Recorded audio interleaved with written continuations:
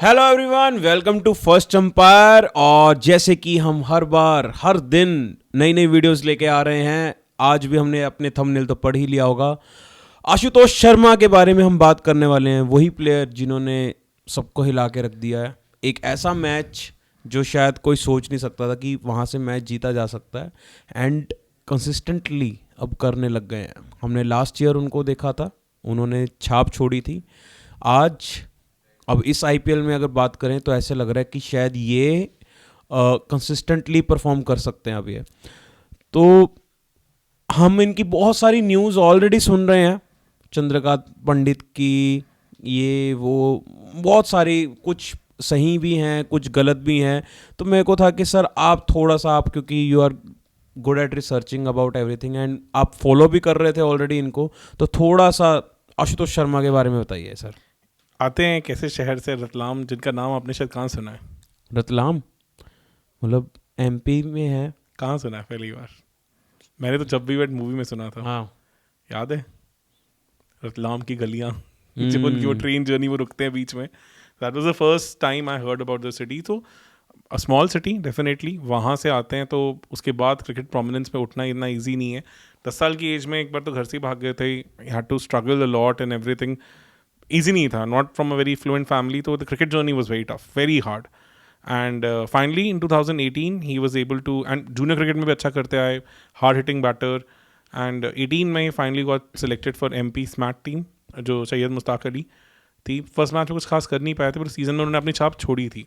उससे अगले साल 19 में इनका विजय हज़ारे में भी, जो कि 50 ओवर फॉर्मेट होता है, वहाँ भी डेब्यू हुआ। ओपनर की तरह इस फर्स्ट मैच में 20-21 रन मारे थे। एंड उसके बाद समहाउ थोड़ा सा एमपी क्रिकेट के फेवर से गिरने शुरू हुए।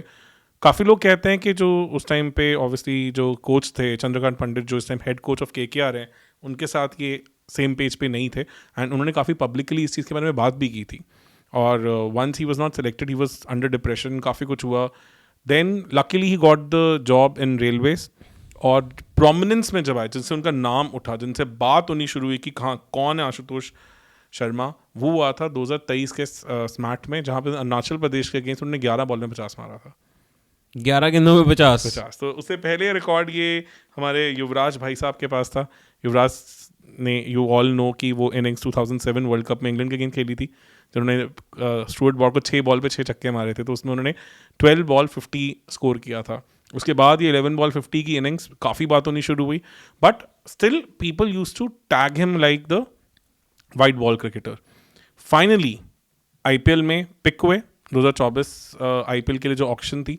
उसके बाद रेलवेज के जो सिलेक्टर्स थे, दे वर ऑल्सो लिटिल कन्फ्यूज कि यार ये बंदा वाइट बॉल का हिटर है, बट ये टेस्ट मतलब या फर्स्ट क्लास क्रिकेट खेलने के लिए अभी नहीं बना हुआ। तो रणजी सीजन चल रहा था, रेलवे से बहुत अच्छा कर भी नहीं रही थी। तो गुजरात के अगेंस्ट उनका मैच आया, जो ऑब्वियसली मिड सीजन मैच था, जनवरी 25-26 के आसपास 2024 में, just before the last IPL. उस टाइम पे भी ऐसा कन्फ्यूजन हुआ because the selectors were split, समवर in favour, समवर in were not in favour. Coach चाहते थे ये खेलें कि जब टॉस हुआ तो उस टाइम पे गलती से 2 शीट्स चली गई। एक में आशुतोष का नाम था, एक में नाम नहीं था। तो obviously the coach wanted him to play. तो इस क्लैरिफिकेशन में कि whether in such a scenario he can play और नॉट, ये बीसीसीआई की जो हेड ऑफिस है वहाँ तक बात गई। और जब तक उनसे ये क्लैरिटी आती, तब तक रेलवेज ऑलरेडी बैटिंग कर चुका था।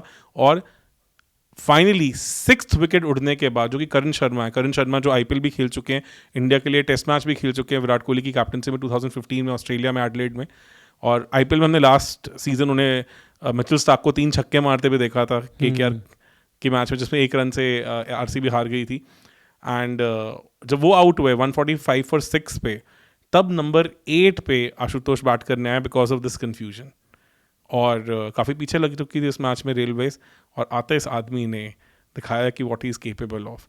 ही played a beautiful knock of 123 in 84 balls at number 8 by hitting 6 fours and 8 sixes. Or Railway scored more than 300 and finally they won that match by 184 runs. Or Ashutosh was the man of the match in that first class match, अपने debut match में, first class debut match में। मतलब स्मैट में 2018 के बाद 2024 में 6 साल के बाद जो उनका डेब्यू हुआ, उसमें ने पहले मैच में मैन ऑफ द मैच और एक तड़कता भड़कता 100 मारा 123 का। और उसके 1 महीने बाद 2 महीने बाद जब IPL शुरू हुआ उसके बाद तो उन्होंने जो करके दिखाया, GT के अगेंस्ट उन्होंने सबसे पहले शशांक के साथ मैच को फिनिश किया, फिर MI के अगेंस्ट भी एक होपलेस सिचुएशन से इन्होंने ऑलमोस्ट मैच जीत लिया था, जहाँ पे बुमराह के अगेंस्ट वो जो स्लॉग स्वीप था उनके काफ़ी चर्चा हुए थे। मतलब कि 9 इनिंग्स में उन्होंने 189 रन स्कोर किए और ऑलमोस्ट 167 की स्ट्राइक रेट से। 20 लाख में खरीदा था पंजाब ने इनको और सबने एक्सपेक्ट किया था कि शायद इनको रिटेन करेंगे, but second half of the IPL season में एंड में आके थोड़ा लगा कि मे बी स्पिनर्स ने इनको थोड़ा सा फिगर आउट कर लिया है। तो शायद उसी रीज़न के कारण मे बी पंजाब को लगा शायद उतने कंप्लीट प्लेयर नहीं है, बट एज वी से कि एक टीम का लॉस दूसरी टीम का फ़ायदा हो जाता है। दोबारा ऑक्शन में गए और इस बार DC ने इन पे काफ़ी बड़ी बेट खेली, इनको 3.8 करोड़ में DC लेके आए as a designated finisher, and I think already उनके पैसे उस एक सिंगल मैच से भी पूरे हो गए। आई एम वेरी श्योर ऐसा एक लौतक परफॉर्मेंस तो नहीं आएगा और ऐसी परफॉर्मेंसेज उनसे आएंगी जैसे जैसे IPL आगे चलेगा। But a man who is only 26 has seen it all, and इतनी ग्रिट होना जहाँ पे आप सोचो 2018 में he must be what like 19 year old kid, 19 साल के लड़के को जब आप ऑलमोस्ट एक कॉर्नर में धकेल देते हैं, when the world is conspiring against you, or at least you are thinking like that in your head, to make a comeback, and then things were not in your favor. आपका पहला Ranji debut match में भी ये तक भी confusion हुई है कि आप उस मैच में खेलने वाले हैं कि नहीं खेलने वाले हैं। तो वहाँ से उस मैच में अपना नाम बनाना, पहली इनिंग में 123, दूसरी इनिंग में 31 run, man of the match बनना, और फिर IPL में आके दिखाना, अपनी पहली इनिंग्स में अनाउंस कर देना दुनिया को कि व्हाट ही इज। उसमें भी GT काफ़ी आगे थे उस मैच में, जीत रही थी, एंड शशांक ने और आशुतोष ने मिलकर एक होपलेस सिचुएशन से मैच जितवाया, and that almost became the pattern for them in that IPL 2024। And फिर भी आपकी टीम ने आपको कॉन्फिडेंस नहीं दिखाया, आपको रिटेन नहीं किया, जबकि आप सिर्फ 20 लाख में आए थे, और आप दोबारा गए ऑक्शन में, और ऑक्शन में एक नई टीम के साथ पहले मैच में आपको इतनी डिफिकल्ट सिचुएशन मिली जहाँ मैच एक होपलेस सिचुएशन में था, और वहाँ पे नो डाउट विपरज की उस हिटिंग ने आपको कॉन्फिडेंस दिया, बट एंड तक खेलना और मैच फिनिश करके आना बहुत बड़ी बात है। तो रियली होप, अभी 26 साल के ही हैं, and he has a good 10-12 years of cricket in front of him, and really hope this guy goes places, because ये one story for the ages होगा, जिस तरह की लाइफ स्ट्रगल इन्होंने ऑलरेडी इतनी यंग एज में देख ली है। ये जो आपने MP की तरफ से रणजी नहीं खेल पाए थे, जो मध्य प्रदेश की तरफ से है, ये कब की बात है? 2019 में इनका विजय हजारे डेब्यू हुआ था, तो जनरली यू एक्सपेक्ट कि 2021 में हो जाए, तो जस्ट बिफोर कोविड जो 19 सीजन में एक्सपेक्टिंग थे कि 19-20 सीजन में मे बी इनका रणजी डेब्यू होगा, बिकॉज विजय हजारे में इन्होंने ओपन किया था। तो समबडी आपको देख, अगर 50 ओवर फॉर्मेट में आप किसी को टॉप ऑर्डर में खिलाने की बात कर रहे हैं, तो generally we have seen a natural transition कि उनको शायद फिर रणजी में भी टीम में जगह मिलनी शुरू हो जाती है। तो मध्य प्रदेश की विजय हजारे में वो रिप्रेजेंट कर रहे थे, 2019 से शुरू हो गए थे, पर उनको मौका नहीं मिला रणजी खेलने का, बिकॉज ऑब्वियसली एज दे से, और जो वो खुद भी कहते हैं कि उनका कोच के साथ जो फॉलो आउट हुआ उसके चलते वो कंटेंशन से बाहर चले गए। एंड कोच का फॉलो आउट जो हुआ था वो किस रीजन से बताया गया, मतलब कोच की साइड से, मतलब चंद्रकांत पंडित की तरफ से क्या है? आशुतोष कहते नहीं, Chandrakant Pandit I don't think so he has come out ever and said anything about it, because obviously उसके बाद वो KKR की तरफ चले गए, उनका फोकस एरिया शिफ्ट हो गया। आशुतोष के हिसाब से it was favouritism, we don't know yet, because देखो वी हैव टू अंडरस्टैंड कि पाटीदार जैसे प्लेयर्स भी हैं, उसी टीम के प्लेयर्स हैं जिनके बारे में वेंकसरकर बोल चुके हैं कि ये आदमी ऑल फॉर्मेट प्लेयर होना चाहिए था इंडिया के लिए बहुत साल पहले, बट वो IPL तक में भी 2021-22 तक कभी कंसिडरेशन सेट में नहीं आ पाए। तो वी नेवर नो, देखो एक फ़र्क पड़ता है कि जब अब मध्य प्रदेश रणजी जीती है, उसके बाद उनकी बात होनी शुरू हुई है। उसके बाद हमने देखा है कि जो प्लेयर्स हैं, कुमार कार्तिक, मतलब ये आपके लेग स्पिनर हो गए, जो चाइनामैन स्पिनर हो गए, कार्तिकेय हो गए, या आपके वेंकटेश अय्यर हो गए, या आपके और प्लेयर्स हैं, आवेश खान हैं, ये सब प्लेयर्स अब काफ़ी डिस्कशन पॉइंट बन गए हैं। अब इनकी बात होती है कि हाँ ऐसे प्लेयर्स हैं, those who are worthy of playing at the top level also. तो ये होता ही है, विदर्भा के साथ भी यही हुआ है। Once they have started doing really well consistently in Ranji circles, उनके प्लेयर्स की बात होनी शुरू हुई है। एंड आप आशुतोष को क्या देखोगे, यही सेम पोजीशन पे खेलते हुए देखोगे आप इनको, सेम यही जगह पे यही फिनिश करते हुए देखोगे आप उनको? बहुत यूनिक स्किल है, it's not a very easy skill to have. हमने कितने IPL मैचेस में देखा है, and that's why we have admired people like Dhoni, Rinku Singh, all these Yuvraj and all these players for all these years. And since it's an important position, and if he really develops his skill in this, I'm very sure IPL में तो relevant रहेंगे और क्या पता शायद उन्हें कभी Indian team के लिए भी चांस मिल जाए।